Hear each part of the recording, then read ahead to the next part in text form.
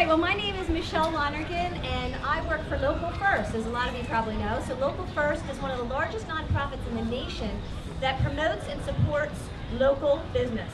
So we promote, yay! So we promote shopping local and, of course, eating local, and that's what we're here for this morning. So one thing I want to point out to you before I introduce Chef is Local First is taking you on a treasure hunt. And I handed out some of these, but they're also going to be on the table right behind you. And we are taking you on a treasure hunt throughout the lakeshore. This is a really cool thing for families to participate in. But on this is a list of all the businesses along the lakeshore that are participating. All you need to do is visit each of these businesses, and there's going to be a code on their counter or their desk. And you just need to text that into your phone, and we will be keeping track of that. And every time you text that you've been in one of these businesses, you will be entered to win prizes. Prizes in each of these businesses, but also grand prize. And the grand prize is a Local First staycation, a night stay at City Flats Hotel, tickets for the whole family to BAM, and a $100 gift card to Salt and Pepper. So make sure you participate in this local treasure hunt. It goes from June 1st to June 30th. So if you're interested, pick up one of the cards on the table behind you. So now, I would like to introduce Chef Keaton Stearns. Stearns has been the executive chef at the Piper restaurant since 1997, where he meticulously upholds the restaurant's reputation for casual dining excellence. He has set the standard for West Michigan Lakeshore's cuisine, and his passion for food continues to grow and evolve each year. His careful selection of ingredients, unique flavor pairings, and innovative cooking styles set the stage for the perfectly prepared dishes found only at the Piper restaurant. That's true. All right, so Stearns this morning will be demystifying all things green by showcasing how to use a wide selection of the leafy greens that you can find right here at your farmer's market. So welcome, Chef. Thank you. Thank you. Good morning. How's everybody today? Great day for it, isn't it? Tell you what, I've done these for several years now, and I'm just glad I don't have to do it inside. So nice to be doing it out here. I want to introduce my chef. This is Matt Kearby, and he is the chef de cuisine at the Piper restaurant. And Matt has been there how many years? 12. 12 years. 12 years. So between my 17 and his 12, we got a little experience there for you to keep putting out the great food the Piper is known for. This morning we're going to talk about greens, but I thought that was, well, I told you I'm technologically challenged, so better check. That one's on. That the second one's the one we're talking about. See, I told you, all these microphones. It should be on now. Can you hear me now? Can you hear me now? Okay. I'll start over. So anyways, I thought greens would be a little, well, not boring, just, you know, it's like, who likes to eat greens really by themselves? I mean, unless you're a southern boy, you know. My father, you know, brought me up on dandelion greens and turnip greens, and my Uncle Corky used to pickle greens every year, so it's like I was brought up on greens. And you have to have vinegar with your greens, and you have to have butter with your greens, and a little salt, and that's the way you eat them. But this morning we're going to go through just going to take the bag here and kind of go through it and show you maybe what we could do creatively with some of the green products we have. I know I was supposed to do spinach this morning, so we got a little spinach from the farmer's market, and then we did bring a variety of other greens as well. And cooking out of the bag, because we have our new induction burner. Those things are cool. Anybody ever seen an induction burner? Where you have like a cast iron or a carbon pan, and you put it on the surface, and it heats the pan up, but the surface stays cool. Isn't that cool? But it's all magnetics. So if you have a pacemaker or something, you might want to back there a little bit. But first thing you tell you in instructions is keep away from microwaves. So, anyways, we're going to start with some of the greens here in a minute. I want to introduce. I don't think Mike is here from the Shady Side Farm, but I want to give Mike a shout out. He supplied me with these great beans, which I've never used before. They're called marrow beans. You know marrow beans, do you? Marrow beans. I can't believe it. They only took an hour to cook. Can you believe it? I've never had a dry bean cooking an hour before, and they were so nice and smooth and just perfect. So we're going to use those in our which one? The kale salad, right? Yep. Kale salad. So, and I have a little sample up here you can look at, and Mike puts instructions on the back of his little bags. So that's great too. And we like local first, but we're big on local. At the Piper Restaurant, we're big on local, and we don't plaster it all over the menu. It's just whenever there's a local product that we can use, we're going to use it, and we just love to use that stuff. And kind of local business, Fustinis, familiar with that. We use a lot of Fustinis oils and vinegars in our cooking. So we I'm sure to Mrs. Aldine's chagrin, I don't cut expenses. I use expensive stuff. But you know what? We talk about ingredients and stuff like that. I mean, you got to use great ingredients for great food. You know, it's just necessary. So we definitely don't skimp there. We pull out the stops and use the best stuff available.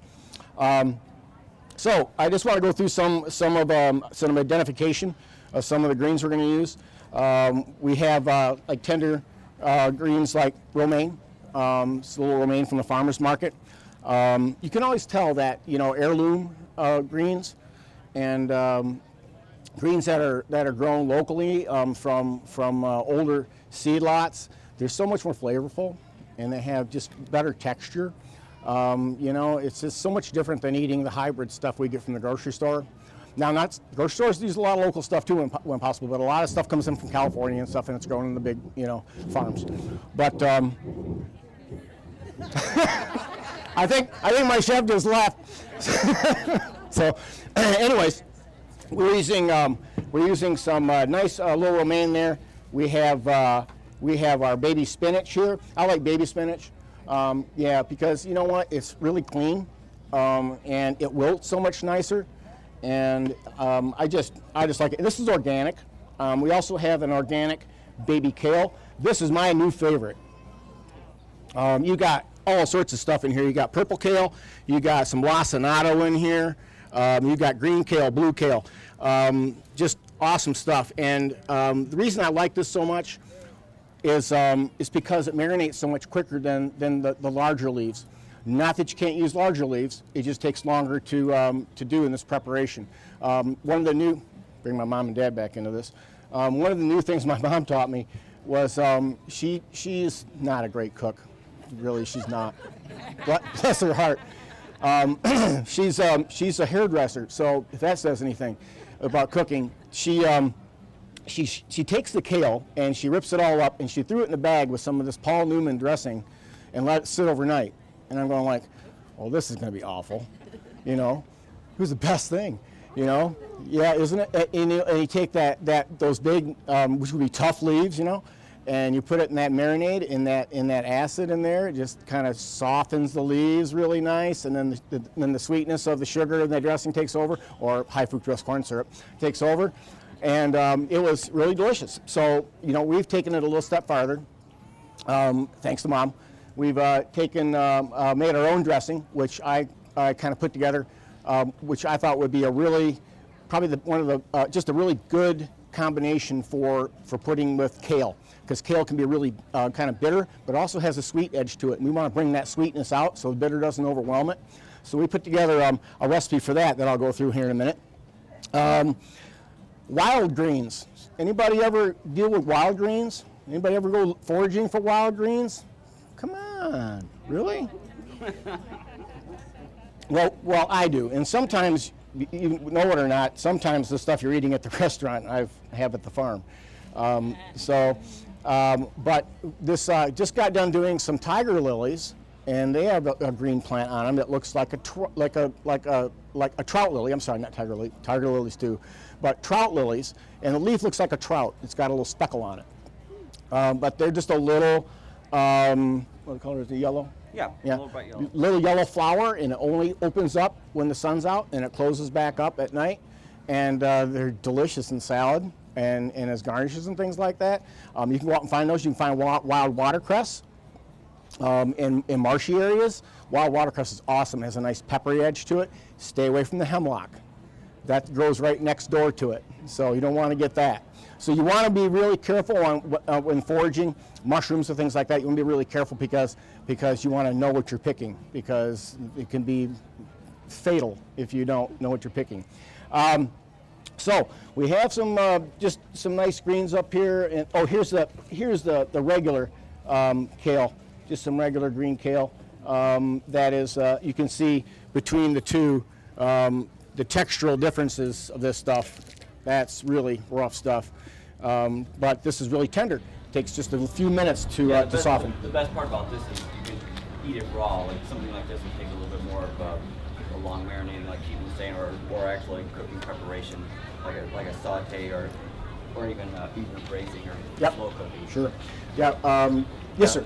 When I was clerking in a produce stand 55 years ago, they were selling watercress. I don't see anybody selling watercress. No, you're right. It's really, I don't think, it's funny how tastes change over time.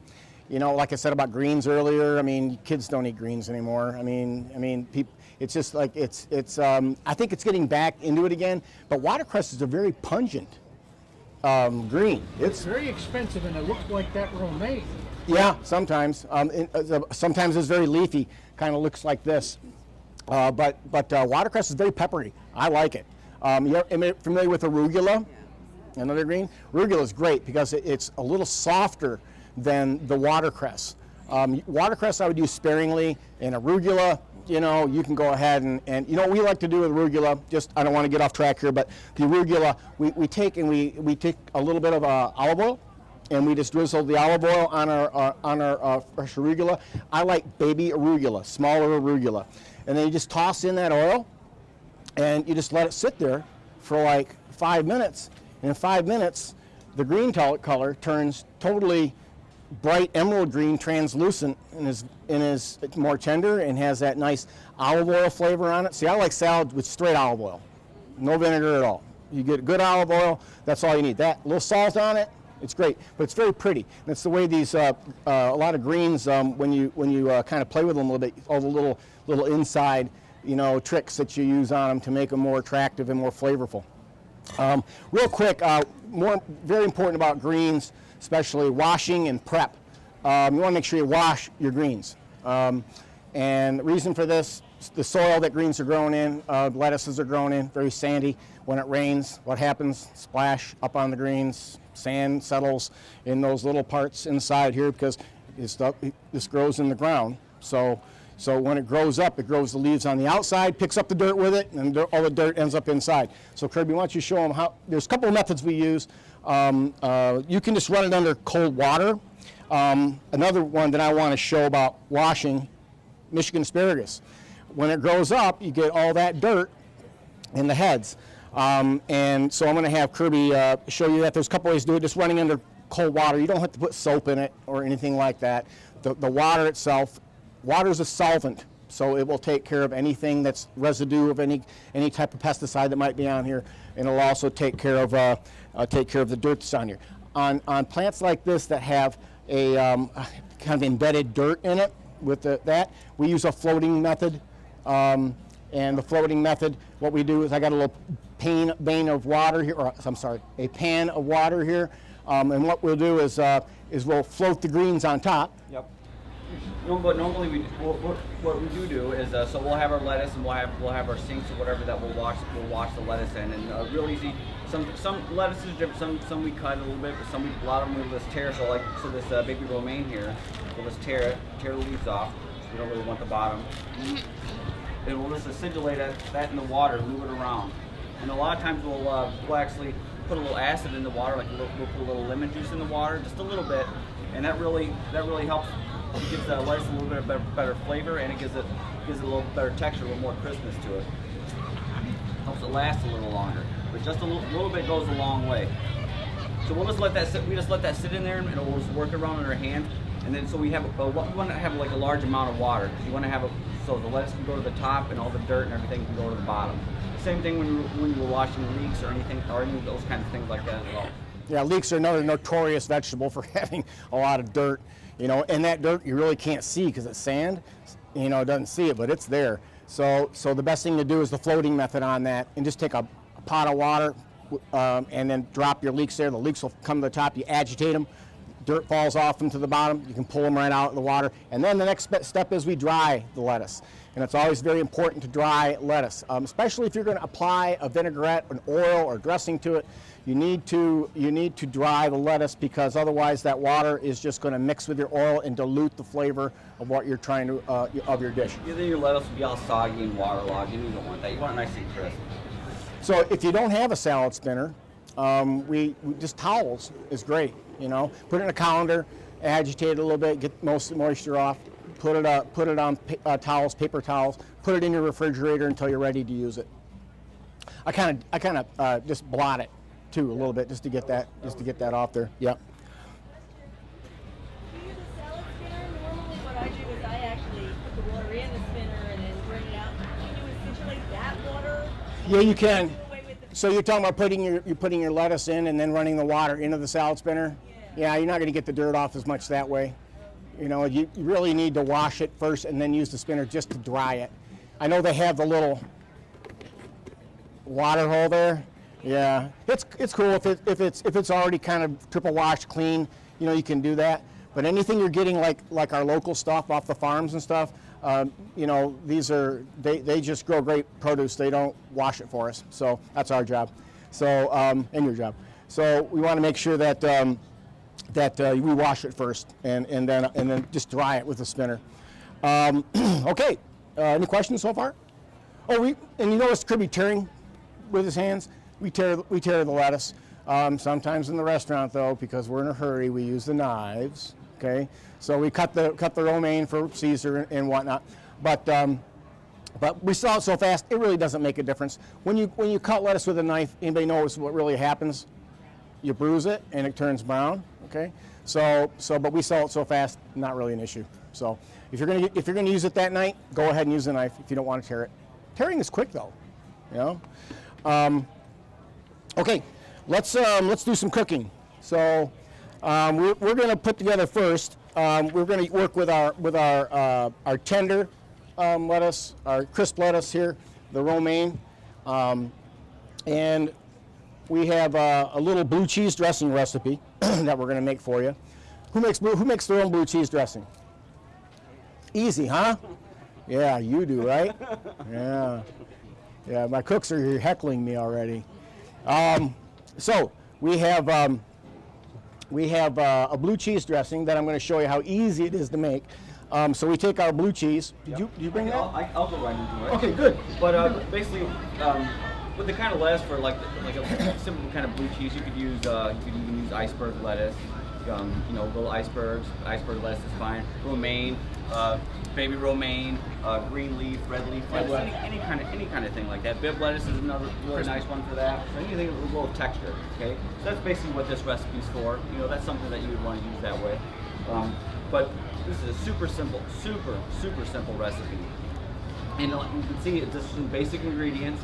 And as far as the actual procedure of making the recipe, it's 1 sentence long. It's really just going to basically put a couple things in a bowl. You're going to mix them together, and you're going to season it and make sure it tastes good, and it's done. So once you see how easy it is to make blue cheese dressing, it's going to taste so much better than something that you're going to buy. So much better. Yeah. So just like anything, the better ingredients, the better the product's going to be. So you have some nice cheese, you have some nice blue cheese. It's really going to make a difference in the finished product. And we're going to use a Michigan product. We're using the Moody Blue smoked blue cheese, which is awesome, and I think it's in the stores. So yeah, have you seen it? Yeah, and that's great product to give a little smokiness to your blue cheese dressing. Yeah, it's really nice. So how even in the restaurant, how we start something like this? I have a bowl and I have some warm water in here, and it doesn't have to be boiling or anything like that. But some nice warm hot water. We'll put our cheese in there first. You'll put your cheese in there first. You just kind of let it sit in there for a little bit, just a few minutes, and that's just going to soften it up and make it a little bit more creamy, so it incorporates in the dressing a little bit better. So you just want to let that sit there for a few minutes. Magic of television, it's already soft. So then we're just going to add the remaining ingredients here. We like to make instead of using we'll do almost equal parts, mayonnaise and yogurt. Well, you can use sour cream too. We've got in the restaurant. We've started using Greek yogurt in place of sour cream. You know, I think we get a little flavor. It's a little bit better for you because I think it's a little nicer product. So, but sour cream interchangeable. You know, very interchangeable. The flavors are very similar. So we got our softened cheese in the warm water. We'll add our mayonnaise, our yogurt. 2 parts. 1 part. And you can make it as thick, you know, you can adjust it however you want. I mean, for me, recipes are just guidelines. This isn't written in stone. This isn't 10 Commandments or anything like that. It's all everything can be adjusted to how you want it. If you like your blue cheese dressing a little more looser, a little more smoother, you know, add a little bit more water. If you like it really thick and really chunky, add a little bit more mayonnaise, a little bit more cheese to it. So we'll just incorporate that. And basically, once we get this all smooth, you don't even need to whisk it or blend it or anything like that because you want to have the chunks of the cheese in there. Then we're just going to season it. We're going to season it with a little bit of honey for the sweetness. Help balance the flavors. A little salt.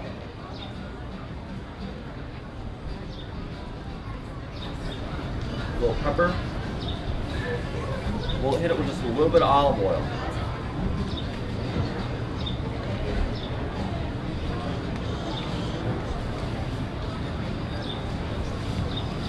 Super simple, lots of flavor.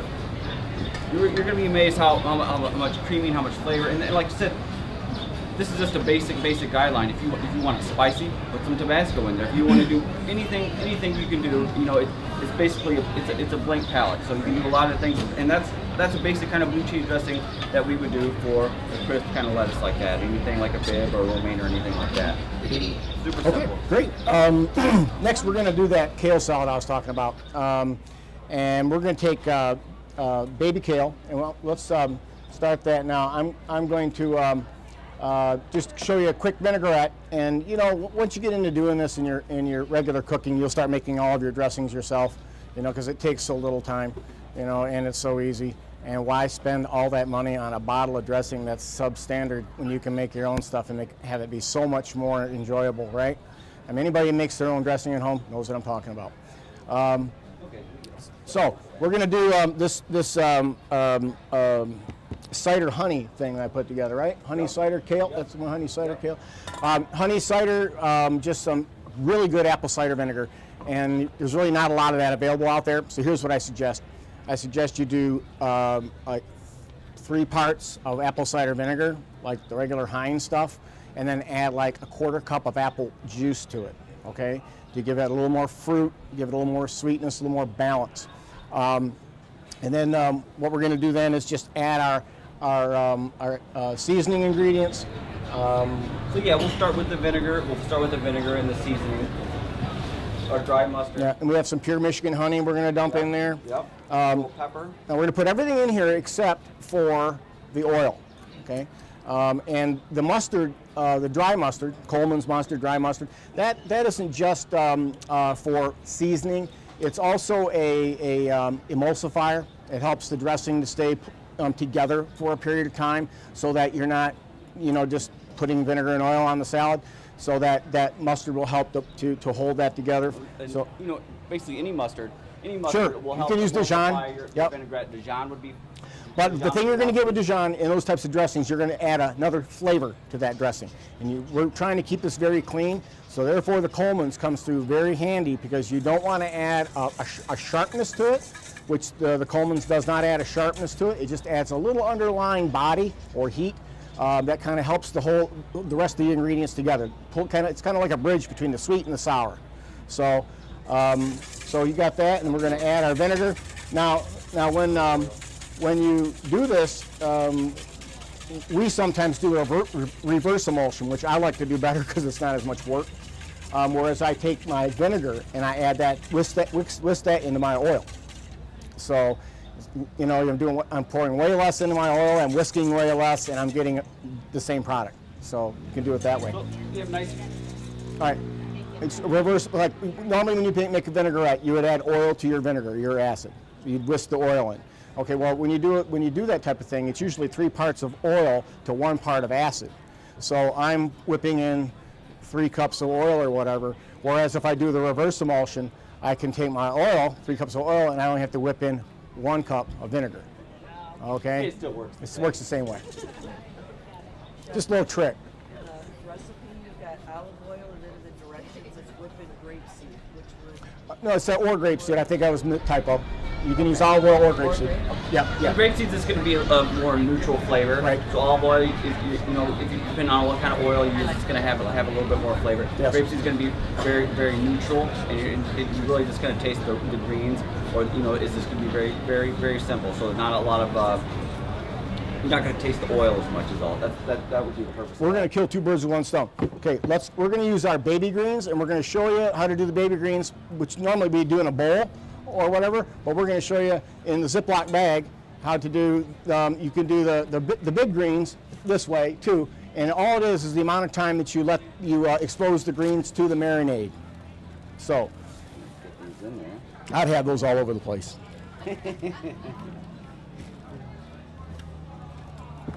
Okay. Take a little bit of reduction. You don't have to use it all.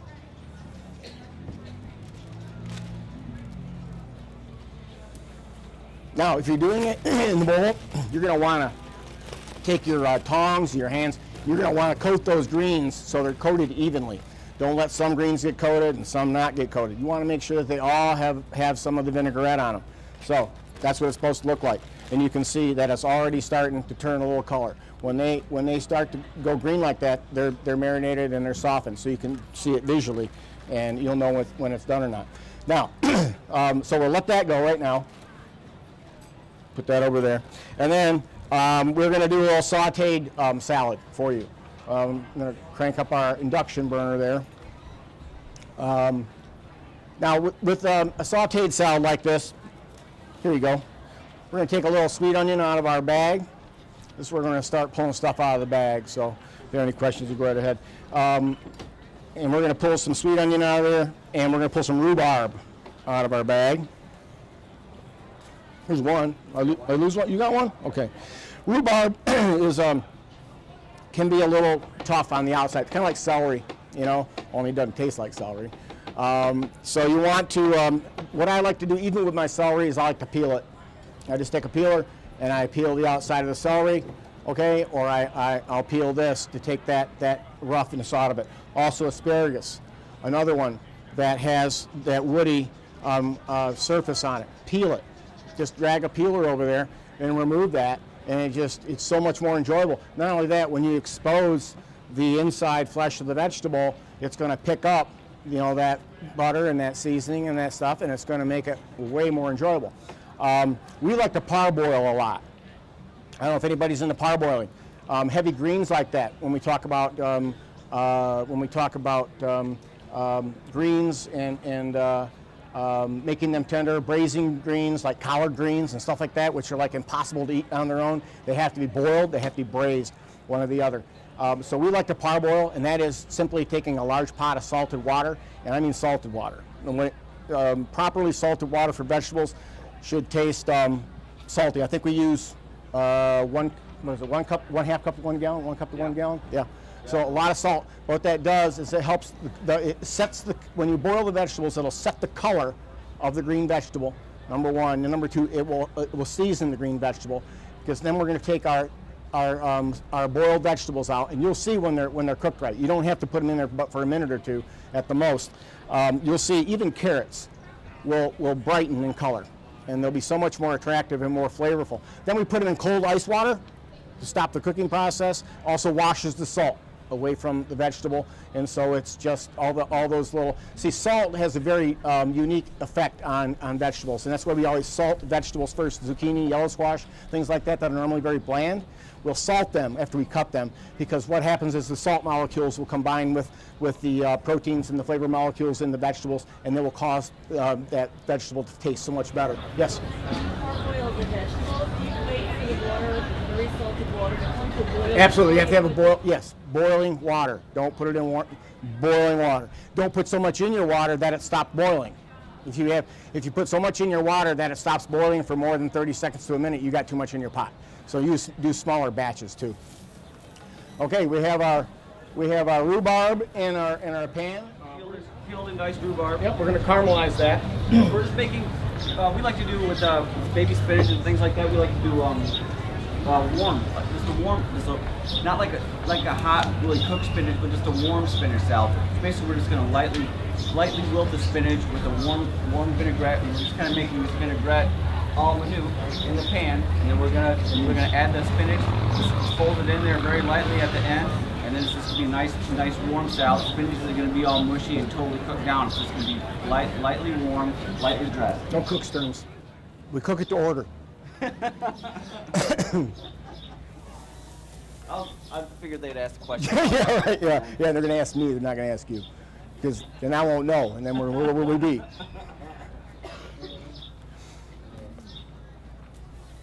Okay, so we have our caramelized. Oh yeah, it looks nice. Rhubarb is sour, right? So we're going to add sugar to make it sweet and sour, and then we're going to go ahead and just season that a little bit. Yep. Yeah, and then Kirby's going to finish it off with some nice Fustinis oil. Did you get your acid in there? Yep. Oh, acid's already in there. Done. And we're going to got our spinach. We're going to put it in a bowl. Yeah, I'll put the spinach right in the pan.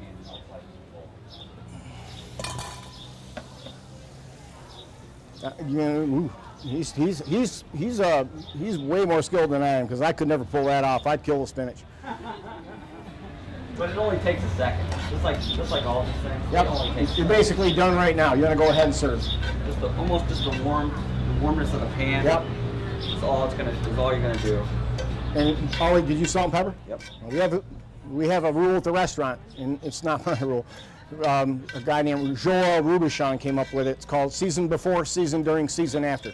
So we're always seasoning, but we should never season so much one time that we over season any one of those applications of salt or whatever we're doing. So we just build in flavor all the time and take that tender love and care to make sure that we're coming up with. To see how the spinach is just lightly. Where's my onions? Put it on the cutting board still. Oh. That's what I would do. Okay, we're good. I love onions in my spinach salad. I gotta have onions in my spinach salad. Okay. I like bacon on my spinach salad, but that's just me. Okay, so we have that started. Now we want to go through our little bag here and pull out some stuff. Now we talked about asparagus a little bit. Asparagus, if you're going to use it in a salad, you want to make sure you blanch it first, I would think, unless you're a roadside hunter like I am, because I like to go out and hunt on the roadside for asparagus, and you always look for that asparagus plant coming up. And if you get around those and you get lucky, you can get these beautiful little asparagus buds that are like purple and white and they're so sweet and delicious, and if you can find young asparagus, you don't have to do anything to it. You just go ahead and throw it in your salad. But you want to make sure that if you are going to use asparagus, that it's washed, number one, and that you peel it, and you may blanch it also to add to your salad. On our blue cheese salad, radishes. I'm thinking you have that nice creaminess, that rich fat cheese, the radish itself, nice spiciness to it. Just like anything too, just to play off of what we were talking about earlier as far as the washing thing. So you take your radishes and you slice them up, but before you slice them up, wash them first. So you don't want to slice them while they're dirty and then wash your slices. That would defeat the purpose, because all you're going to do is pour your knife through the dirty outside of the radish and bring it through the inside of the radish. So always wash the whole produce or the whole vegetable first, and then you process it, and then you can slice it. And do it. So it's like, yeah, Yep. that's the way to go. Right? Thin slices are nice because, it distributes the flavor nicer. On a hard vegetable, on a root vegetable, same thing with carrots. Best not to have a big old chunk of carrot and gnawing on, like Bugs Bunny. You want to make sure that you have a nice shaved slices. You can even take your peeler after you're done peeling your carrot, and go ahead and just peel slices. Why dirty a knife up? Peel slices of carrot, and that's beautiful for salads. Scallions, we should have used these for the spinach salad because then the onions would be perfect, instead of uncooked. But we have these nice greens. These are awesome in our kale salad, and that's what we want to do right now. We're going to garnish our kale salad. So with our kale salad, now that it's been marinated and such, now you could add the beans to it when you do the kale too, because the beans take on flavor really well, especially these beans. So we're going to go ahead and garnish our yeah, and you can cut up a few of these here, and then you'll have some nice garnish for that. We're gonna our white beans. We have our white beans that we soaked. Excuse me, sir. Overnight, and this was just a quarter. Is this a half pound? Yeah, it's a half pound of the marrow beans, and you can see how much bigger they got by soaking overnight. Now, so you don't need to do a lot of them, right? So, and then when you cook these, all we do is just pour off the liquid that we've soaked them in, and then we go ahead and add fresh water. And probably you want to double the water over the top of the beans, and then bring them to a boil, and then turn them down to a simmer and cook them. No salt, no acid, no nothing. Straight, clean water when you cook beans. If you put seasonings in of any kind, you'll ruin the beans pretty much because they'll take longer to cook. The skins will be tough, and they're not going to be, just delicious, clean tasting beans like they should be. The thing is when you want to season them, we season them after we cook them or at the very end of cooking. Okay, I like to wait till they're done and then I season them because at that point they're like little sponges and they just pick up whatever you're going to throw on them. Okay, so after you're done, you salt your beans and pepper your beans. You can throw it in the marinade that we made, the vinaigrette marinade. And you can do whatever you want with that. And at this point, you can add scallions to it. You can shave carrots. You can do whatever you want to garnish this salad. It's up to you. And then you can, but like I say, if you want your vegetables to have a little more flavor, put them in and let them sit with the marinade for a little while. The only reason, I guess, with the exception of beans, other vegetables, I don't put those in with the marinade when I do the kale, is because then everything's going to kind of taste the same, and you're not going to have the variation of flavors that you want, with like a carrot or the onions or whatever in there. It's just, and if you put onions in, what's going to happen? All going to taste like onions. So you want to make sure that you put things in kind of like the order that you want to taste them, and you want to have some what's that word I'm looking for? Some break in flavor, some variance in flavor, so that we so when you eat a carrot, it tastes like a carrot, and when you eat onion, it tastes like the onion, and you can see how these nice baby kale have all turned nice emerald green color, and they're all very tender, and the same thing will happen with the big tough guys if you leave them overnight. So and I tell you what, these are really nice and easy to work with and flavorful. I like that better because they have so much more flavor and so much, more texture to them. Yeah, this is a great little salad. This could be almost a vegetarian. This could be a vegetarian meal because you have the protein in there, you have the beans, or it'd be just a great side to go with a roasted chicken or something like that. Kale, some marinated kale, some white beans, some roasted chicken. That sounds awesome to me. Yep, absolutely. It's a great side dish as well as being a salad. Especially in the summertime. We tend to eat a little lighter in the summertime. So this is a good way to go about it. And with side dishes and things like that, I like brightness, and a little acidity, especially if you're doing roasted meats or things like that. You want some nice acidity to kind of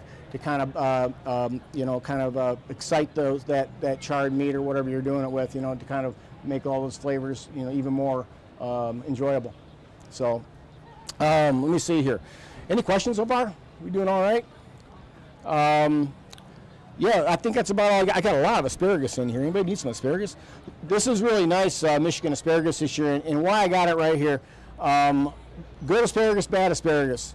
We like this type of asparagus at the restaurant because it's nice closed top, okay, and it hasn't started going to flour yet like this asparagus, you know. And when you cook them, they'll stay very uniform. They'll cook evenly. All these little pieces here on the outside are going to overcook and going to fall off and look kind of, you know, not attractive.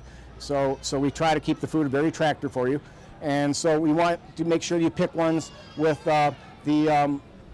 those are kind of flowering, and so we try to pick the ones that are not flowering, that have a nice tight head on them, like that. So, all right, I think we're almost there. You have any you want to add? With one thing with asparagus that I've found over the years, I eat a lot of asparagus in the summertime, and my new favorite preparation for doing asparagus is just pan roasting on the stove from raw. So I don't parboil it. I don't par cook it at all, and I'll make sure I have nice uniform asparagus. It probably wouldn't work with the big jumbo asparagus, but the smaller asparagus works really well. Just a little butter or some olive oil if you want to be a little bit more healthy. Some salt and pepper in a hot pan, and you just want to keep kind of rolling them in there until they're tender. You know, some people like the asparagus a little softer. I like mine kind of crunchy. I like it just done.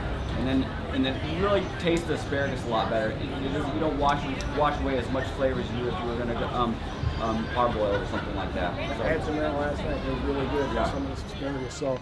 So Michigan asparagus is second to none. You know, and you know, it's just too bad it's such a short season. You know, it seems like we're just getting into it and it's gone and we're back to using Peruvian again. So we try not to do that too much though. We at the restaurant we try to stay seasonal, kind of true to what we're doing. And that's why sometimes, you know, you won't see certain things on the menu that would normally have, like asparagus, tomatoes. We even yank tomatoes off the menu at certain points, except for folks who have to have them on their pizza. But it's like we try to do that so that you get a good product, because really, you know, it doesn't do us any good when you come in and the product's not quite right, because we're having to use products that aren't in season, that, you know, that taste not like a tomato should taste, or not like asparagus should taste. So it really there's a lot of other ingredients that we do bring in. So we do keep a nice rotation. We do a lot of root vegetables in the winter time and things like that. So we try to keep things fresh and keep things seasonal, and we try to make sure that you guys are getting the best stuff for your money. So yeah. So yes, ma'am. I wondered if you could substitute feta cheese for the blue cheese for that dressing. You can try, sure. Only thing with feta cheese is kind of salty, so I wouldn't add any salt to your recipe until you kind of see where you're at with that. But yeah, feta cheese would be great.